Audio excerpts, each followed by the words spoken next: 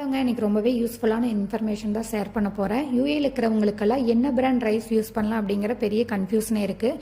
எனக்கு ஃபைனலாக ஒரு பிராண்டு தான் செட் ஆச்சுங்க. என்ன பிராண்ட் பார்த்தீங்கன்னா கதிர் பிராண்டு தான்.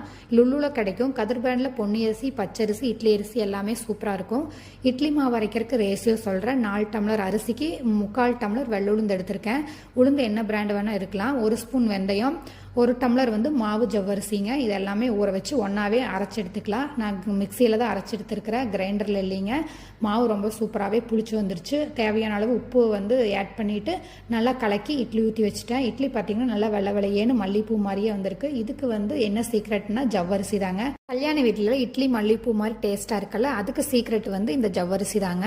சாப்பாட்டு அரிசியுமே கதிர் பிராண்டில் 3/4 மணி நேரம் ஊற வச்சு 1 டம்ளர் அரிசிக்கு 2 டம்ளர் தண்ணி வச்சிங்கன்னா கரெக்டாக இருக்கும். இட்லி பேட்டர், கதிர் பிராண்டு எல்லாமே நான் சொன்ன மாதிரியே ட்ரை பண்ணி பாருங்கள். பாய்ங்க, இன்னொரு வீடியோவில் பார்க்கலாம்.